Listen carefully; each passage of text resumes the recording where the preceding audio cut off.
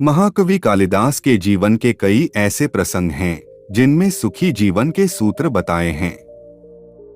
वे बहुत ज्ञानी थे, लेकिन एक समय उन्हें इस बात पर घमंड हो गया था। इसके बाद एक महिला ने उन्हें समझाया कि ज्ञान के साथ घमंड नहीं होना चाहिए। प्रचलित प्रसंग के अनुसार एक दिन महाकवि कालिदास एक नगर से दूसरे नगर जा रहे थे।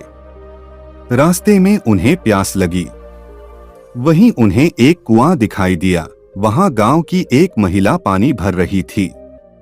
कालिदास ने महिला से कहा कि मुझे प्यास लगी है, कृपया पानी दीजिए।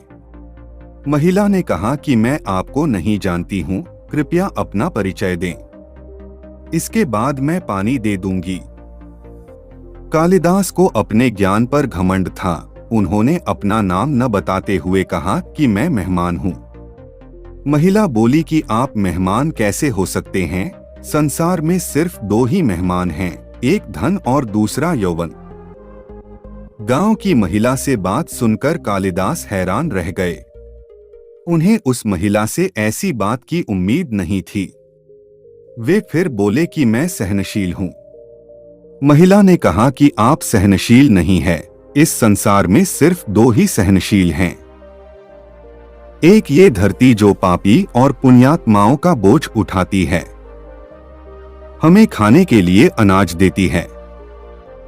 दूसरे सहनशील पेड़ हैं जो पत्थर मारने पर भी फल ही देते हैं।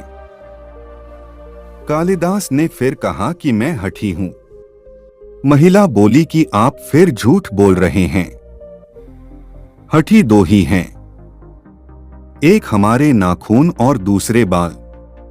इन्हें बार बार काटने पर भी फिर से बढ़ जाते हैं। महिला से ऐसी ज्ञान वाली बातें सुनकर कालिदास हार मान गए और बोले कि मैं मूर्ख हूं। इस पर महिला ने कहा कि मूर्ख भी दो ही हैं, एक राजा जो बिना योग्यता के भी सब पर राज करता है, दूसरे दरबारी जो राजा को खुश करने के लिए गलत बात पर भी झूठी प्रशंसा करते हैं। अब कालिदास महिला के चरणों में गिर पड़े और पानी की याचना करने लगे। तभी महिला ने कहा, उठो वत्स। कालिदास ने ऊपर देखा तो वहां देवी सरस्वती खड़ी थीं। देवी ने कहा कि शिक्षा से ज्ञान मिलता है, न कि घमंड।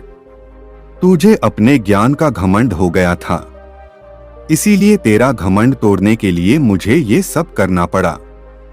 कालिदास को अपनी गलती पर पछतावा होने लगा। उन्होंने देवी से क्षमा याचना की। देवी प्रसन्न होकर अंतर्ध्यान हो गईं। इसके बाद उन्होंने कभी भी घमंड नहीं किया।